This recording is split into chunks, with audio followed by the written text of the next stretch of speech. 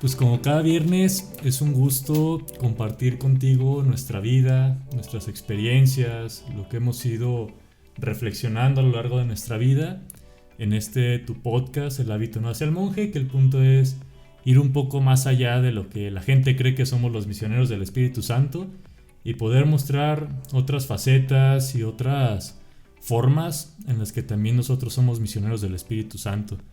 Hoy tengo el gusto de compartir este episodio con alguien que fue mi formador durante 2 años. Entonces cualquier cosa que tengan en contra de mí le pueden reclamar a Juan Carlos, que fue mi formador en filosofía. Y pues le voy a pedir que se presente. Gracias, Lalo. Mucho gusto. Bueno, como ya dice Lalo, mi nombre es Juan Carlos Equiwa Ramírez. Ya llevo 6 años en este ministerio de la formación en la etapa de filosofía, acá en Guadalajara. Cabe mencionar que aparte de ser licenciado en filosofía, en teología, Juan es licenciado en psicología, maestro en psicología y más bien en psicoanálisis, y está haciendo su doctorado en psicoanálisis. Así que todo lo que diga, pues de verdad tiene como un peso muy padre por la experiencia que tiene Juan, ¿no? Y bueno, para platicar el día de hoy contigo, con ustedes que nos escuchan, yo pensaba primero una imagen. Bueno, antes de decirles de la imagen o del tema, si escuchan un ladrido por ahí, anda un perrito que es de Juan, entonces no se vayan a espantar, etcétera. Es muy curioso el perrito, entonces va a andar por ahí. Pero bueno, yo pensaba un poco como en la función que tiene un defensa en un partido de fútbol. O sea, es cortar el ataque. O incluso, si lo pensamos, que tú vas caminando en la calle y alguien fintea que te va a dar un golpe, puedes reaccionar de muchas maneras. Ya sea solo cerrando los ojos o haciéndote como bolita para no recibir el golpe, o incluso atacando, ¿verdad? Hay muchas formas.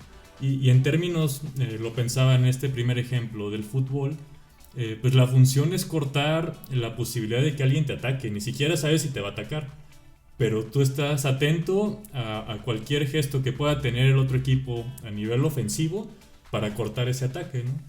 Y Juan, hace ratito que platicábamos, me decía algo de las heridas. No sé si quieres compartirlo, Juan.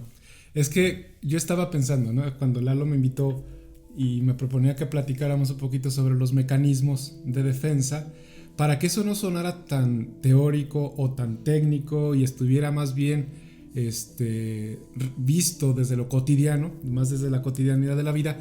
Yo pensaba, cuando comenzamos a caminar, cuando somos pequeños y comenzamos a caminar y nos damos nuestros trancazos, quedan heridas en las rodillas, en la frente, en la nariz. No es raro ver a niños todos lapidados, ¿no? Porque se dieron sus buenas caídas cuando la madre se alejó un poco de ellos.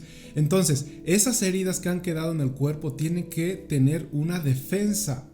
Y si esa herida sangró, la primer defensa que surge, pues es la cascarita, ¿no? Esa costra que se hace para que se vaya cubriendo la herida que generó la caída. Entonces, las defensas son muy importantes porque las defensas nos salvan la vida. Pero también mantenernos toda la vida defendiéndonos, pues es muy cansado. Entonces también ahí está otra imagen que me parece interesante, pensar desde ahí las defensas. Sí, y con este ejemplo que yo les ponía, como de ir por la calle, incluso no sé, si alguien lo hiciera de broma, como hacer que te va a pegar, quién sabe cuál sea tu reacción, ¿no? Pero yo lo pensaba incluso a lo mejor en términos de mi vida, ¿verdad? Como yo lo llegué a nombrar así, como haber permanecido mucho tiempo con la guardia arriba, ¿verdad? Y claro que en algún punto te acostumbras, ¿no? Como que te acostumbras a permanecer con la guardia arriba y atento como a cualquier cosa que diga el otro, a considerarlo agresión. Porque yo creo que los mecanismos de defensa como que pueden ir por 2 vertientes. Digo, ya Juan me desmentirá, ¿no? Como uno a nivel de relaciones con el otro, de que el otro me puede resultar ofensivo, me puede resultar como considerar como ataque lo que dice, y el otro como muy hacia las heridas personales, ¿no? Como a taparlas, a no quererlas ver. Ahorita esto que les comparto va mucho como hacia el otro, ¿verdad? Como pensar que el otro me va a atacar, pensar que el otro me va a agredir, y entonces permanezco a la defensa sin escuchar lo que el otro tiene que decirme, ¿no?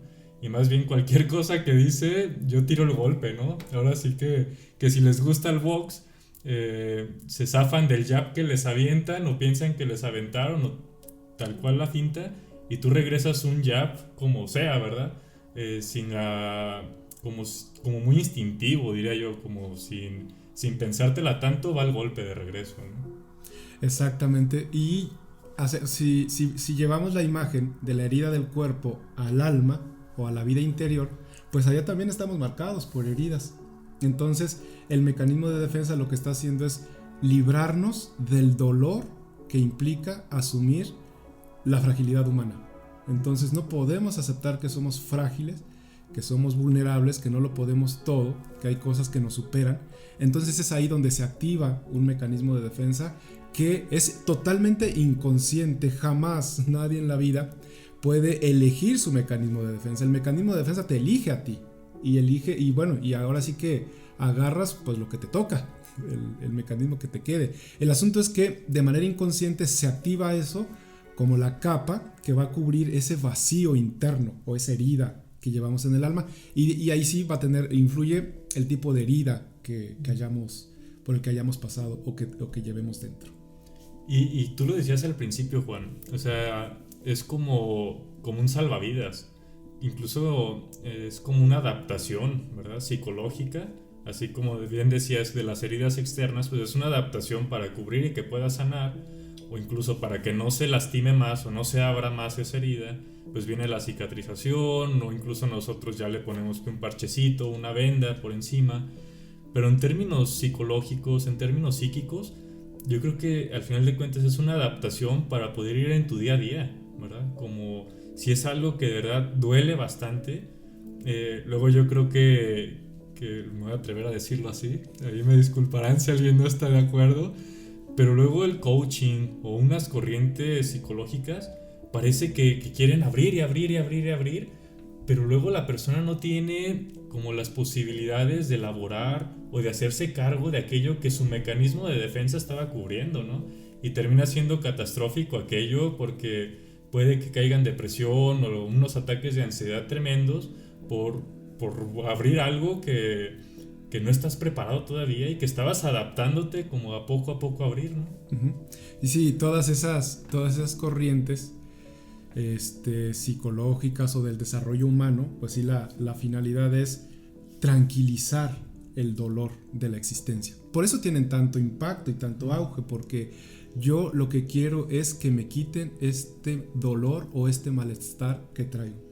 En los procesos más profundos, psicoanalíticamente hablando, lo que se trata es que el sujeto tolere el dolor de la existencia y recurra menos a los mecanismos defensivos, porque la herida va a estar, y es que nuestra existencia está ahí, está marcada por una herida, la herida de la separación, ese desgarre interno de salir del vientre, pues eso ya nos desgarró y así vamos a andar toda la vida. Además, súmale las otras que pues se nos vayan acumulando.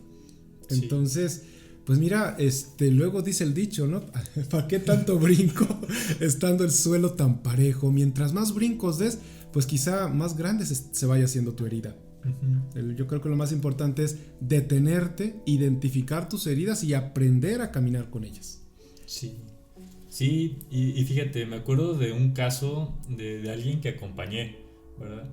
Que me costó mucho trabajo como que la persona empezara a contactar con sus sentimientos. Fueron así como muchas sesiones de acompañamiento, como de escuchar, pero yo cuando le reflejé algo así como que, oye, pero ¿cómo te sientes respecto a tal cosa?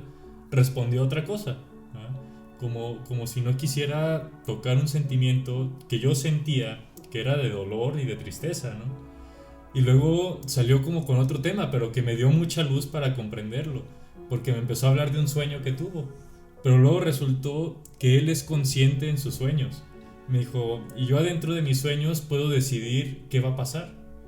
Entonces cuando yo escuché eso dije, no manches, o sea, como una persona hermética como que incluso en su sueño, donde pueden brotar justamente su inconsciente, sus deseos, sus necesidades, incluso eso trata de como de contenerlo, de reprimirlo, porque quién sabe qué pueda encontrar, ¿no?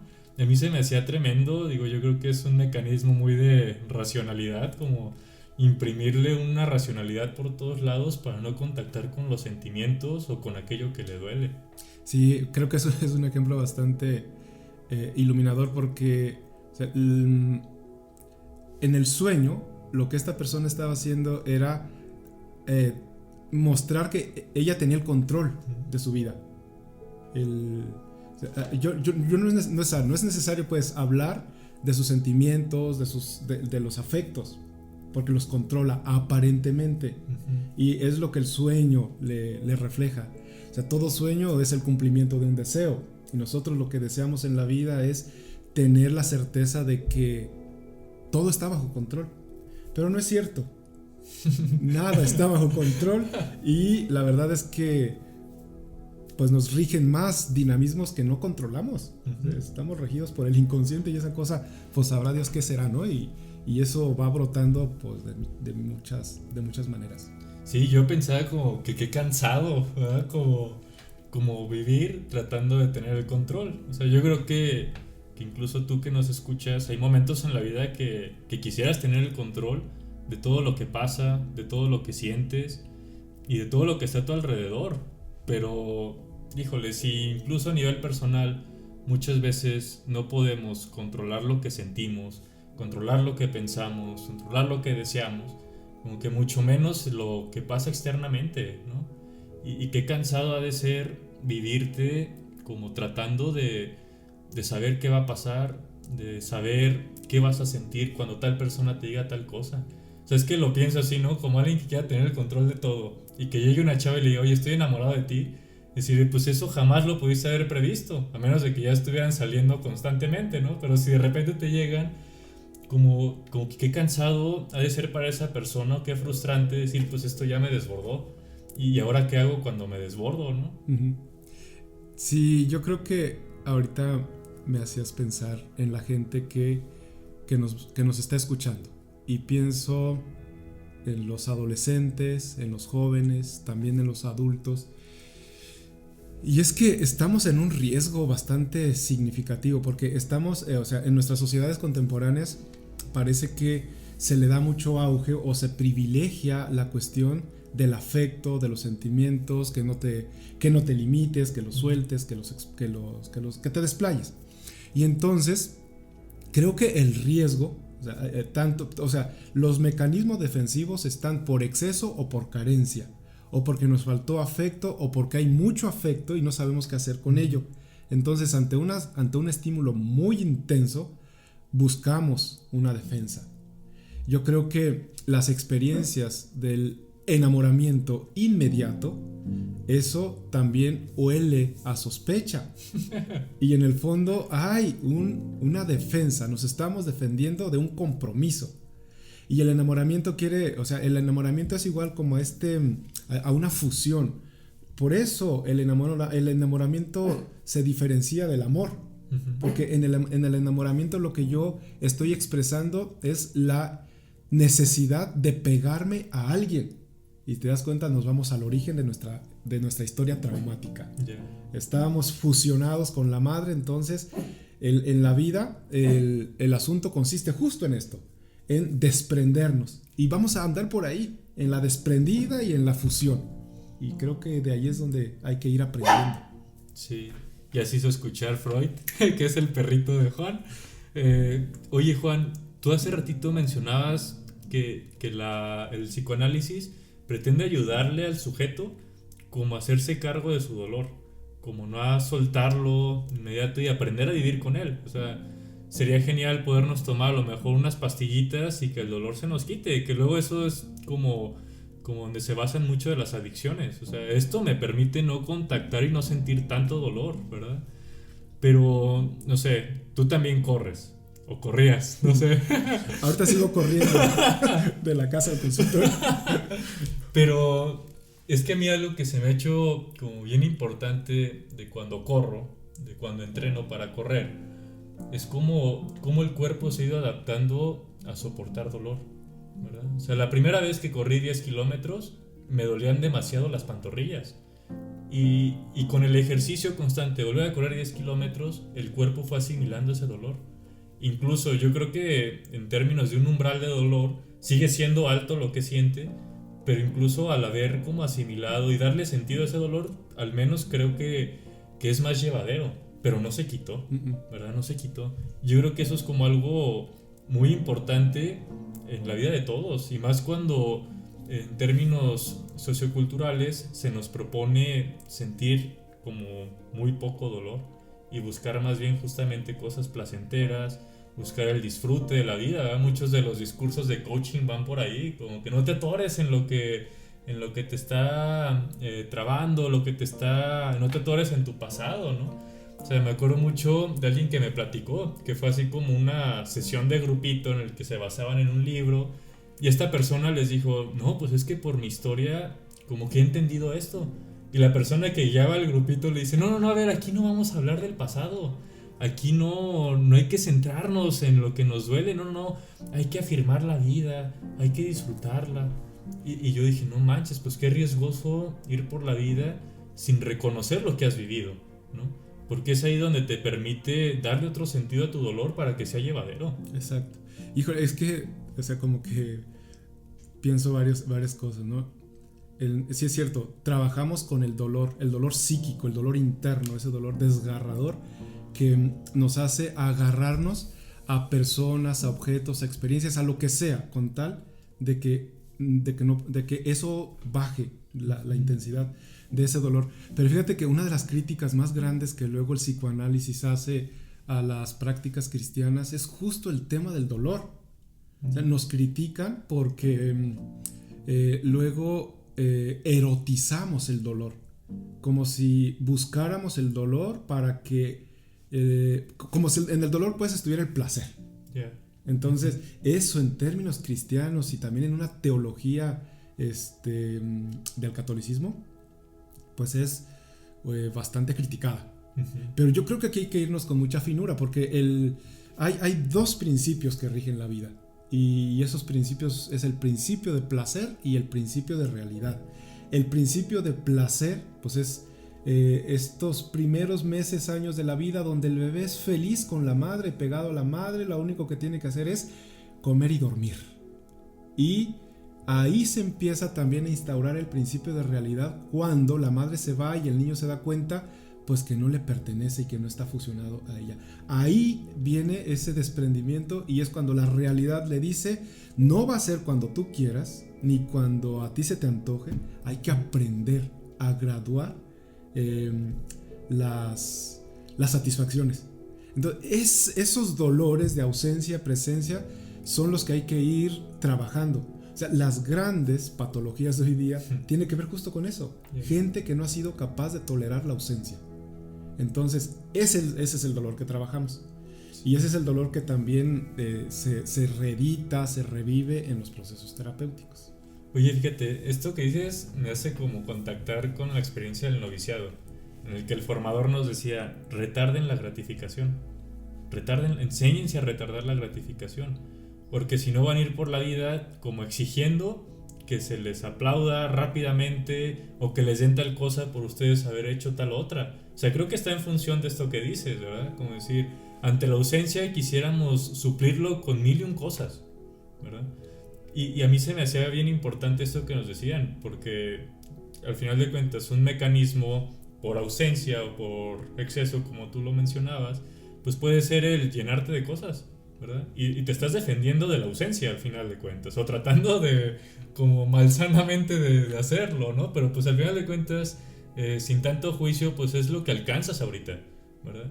Pero qué padre cuando vas haciéndote consciente como de estos dinamismos y vas aprendiendo a descubrir qué es lo que quieres llenar, qué es lo que quieres cubrir, ¿no? O sea, yo lo pensaba ahorita como pregunta, ¿verdad? ¿Qué es lo que te duele para que estés viviendo de este modo?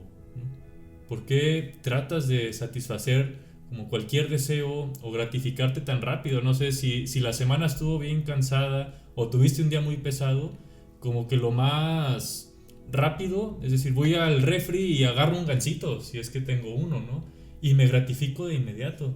En lugar, a lo mejor, lo voy a pensar y no es que tengan que hacerlo así, pero decir, me voy a dar un tiempo para reconocer que viví y a lo mejor darme cuenta que hubo cosas que me frustraron mucho en mi vida y hubo cosas que me dolieron porque tal comentario que hizo tal persona me hizo contactar con algo que me duele de mi infancia, ¿no?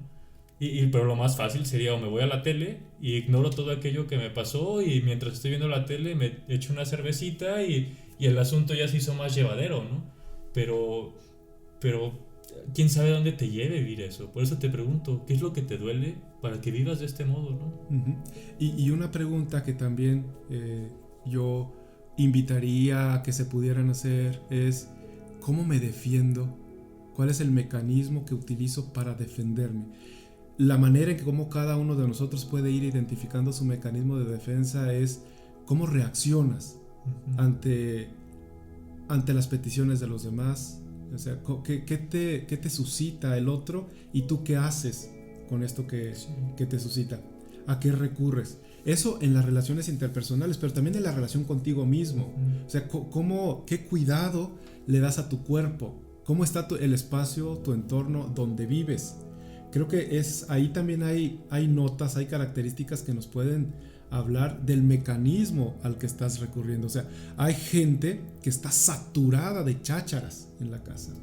Esos son mecanismos de que lo que buscan es llenar todo vacío, que no quede ningún hueco, porque los huecos son insoportables.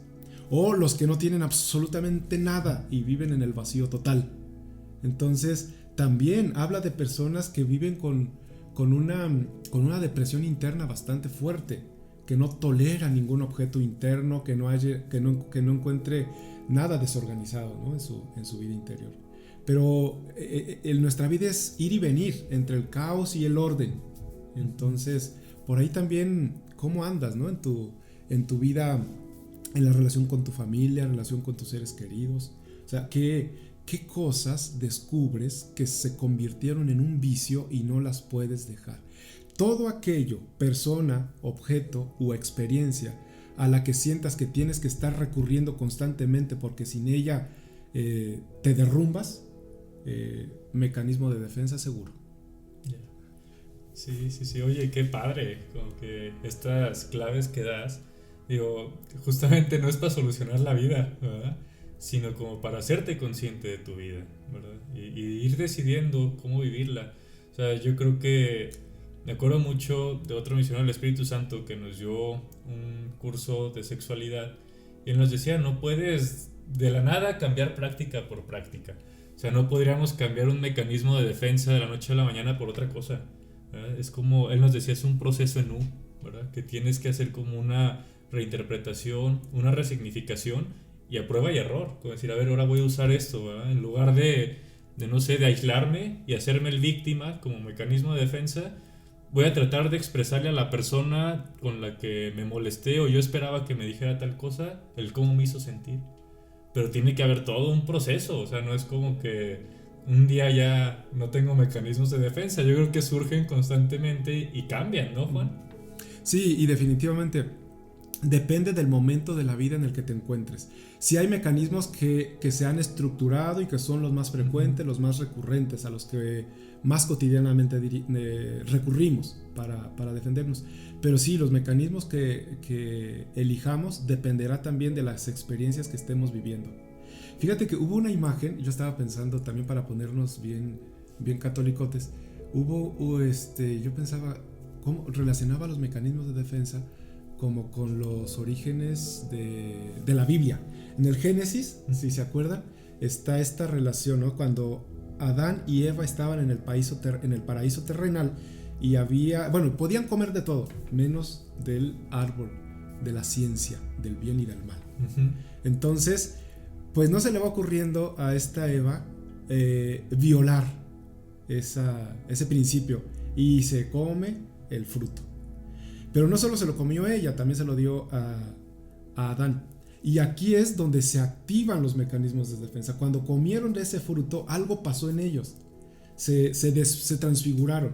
Uh-huh. Y lo que pasó fue que se dieron cuenta pues que ni estaban en el paraíso, que estaban también, o sea, entró el principio de realidad a su vida donde les dijo, donde se dieron cuenta que eran humanos, que tenían una sexualidad, que tenían una genitalidad y que estaban a la intemperie. Entonces, cuando viene la pregunta, ¿qué hicieron? Entonces empieza la culpadera. Eva dice que fue la serpiente, pero luego Adán dice que fue Eva. Cuando vayamos por la vida así, mecanismo de defensa seguro, dolor interno que no queremos asumir. No queremos asumir nuestra fragilidad, nuestra vulnerabilidad y pues que no somos perfectos.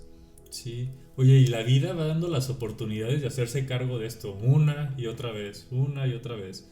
Me acuerdo de una experiencia que a mí me dolió mucho. Digo, tú estuviste ahí presente y no voy aquí a exponer y a hacer terapia, ni mucho menos. Pero me acuerdo cuando la comunidad me presentó como el informe que ellos hacen, como el golpe emocional que me dio.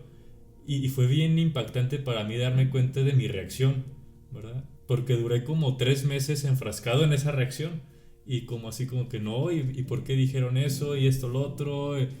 Pero cuando me di cuenta como que estaba tratando de defender o por qué estaba esa reacción, fue de mucha luz para mí, como decir, no manches, pues traigo esta necesidad y como que quería que ellos la suplieran o quería que ellos se hicieran cargo de ella, ¿verdad? Y por eso como vivir a lo mejor en momentos como demasiado a la expectativa de qué dice el otro, demasiado como haciendo cosas para que el otro lo valore en mi persona, ¿no?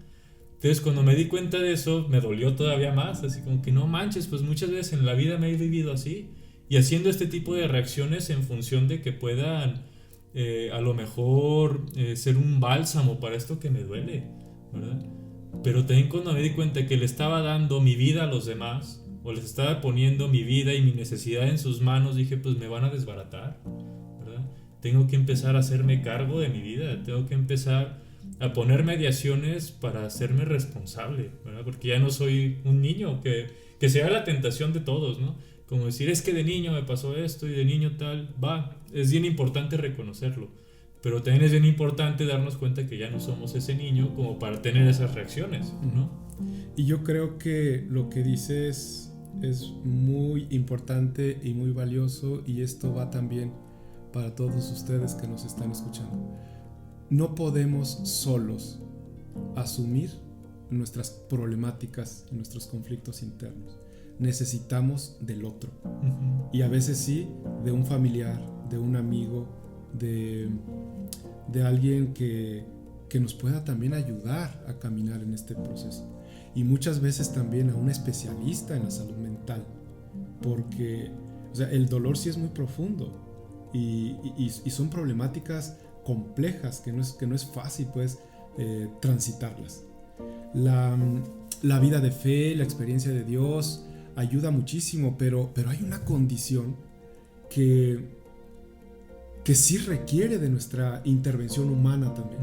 O sea, Dios está, pero también nosotros hay que hacer algo y hay que recurrir a las mediaciones, a las fuentes que también se nos proporciona. Es la manera también en la que Dios luego se nos revela y nos dice, oye, pues ahí tienes una bronca muy compleja, pero pues ahí cerquitita tienes un especialista, un psicólogo, alguien que te pueda también ayudar, orientar. Sí, no, qué importante esto que dices, ¿no? Porque yo creo que no se trata de darnos cuenta de esto solos, ¿verdad? Digo, yo lo digo desde mi experiencia, pues que en la formación me ha tocado llevar terapia, vivo en comunidad y el vivir en comunidad también te refleja constantemente cosas de ti, ¿no? Pero qué importante esto que dices, Juan, como poder buscar la ayuda adecuada, ¿verdad? Que sepan también cómo esa disponibilidad. Los misioneros nos caracterizan por ser acompañantes, también con ciertos límites de que no todos somos psicólogos. Entonces también ir reconociendo qué es lo que necesitas y qué es lo que te hace bien y quién te puede ayudar mejor en esto que traes, ¿verdad? Entonces no dudes en buscarlo. Digo, luego tenemos muchos tabús, muchos paradigmas que creemos que somos débiles si lo hacemos, etcétera, ¿no? Que tengas esa confianza de quien te acompañe va a ser para buscar como un bien para ti, ¿verdad?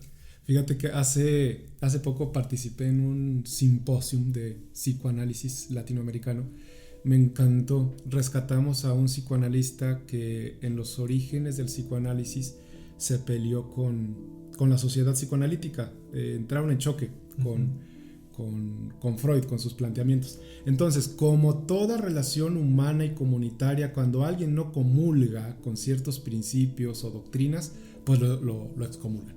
Este psicoanalista se llama Ferenczi y estuvo exiliado, salió de la asociación psicoanalítica por sus maneras de intervenir y de tratar a los pacientes.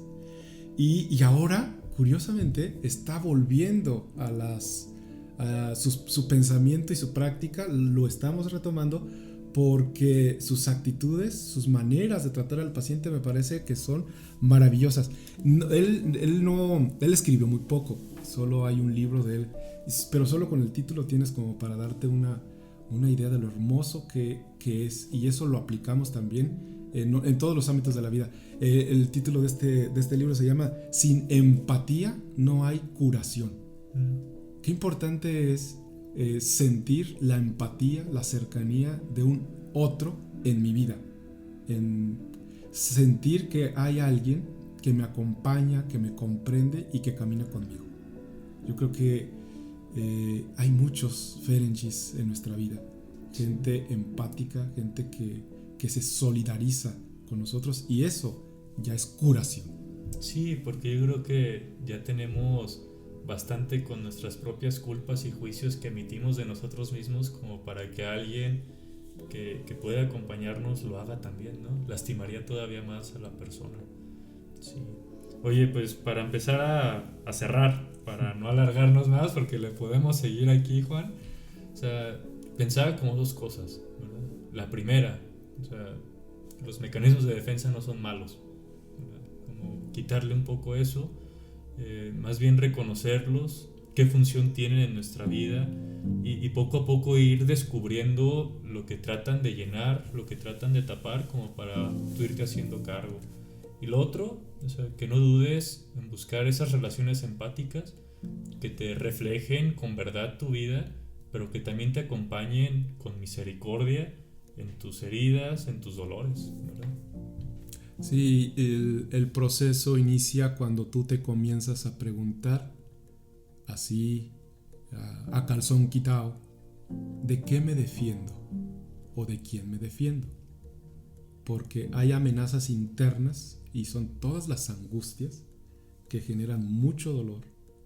Entonces ahí se activa un mecanismo. Pero también cuando personas desagradables, incómodas, molestas se nos acercan y que no las tragamos, ahí se activa también un mecanismo. Pero esas personas nos están recordando algo o alguien de nuestra biografía que no ha quedado todavía resuelto del todo. Oye, Juan, pues un gusto haberte tenido acá. Qué padre que te diste el tiempo de compartir con nosotros tu vida, lo que has ido aprendiendo en estos años de estudio, ¿verdad? Y en especial compartirlo con sencillez desde el corazón, ¿verdad? Ojalá que más adelante en otro temita también puedas acompañarnos. Disfruté mucho este diálogo.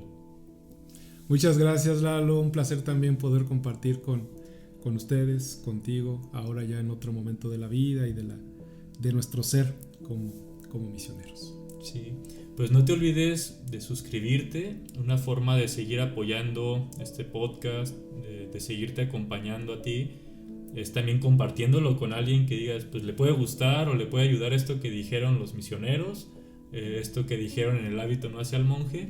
Y no te olvides de seguirnos en nuestras redes sociales. Ahí también puedes compartirnos lo que te va pareciendo, lo que compartimos contigo.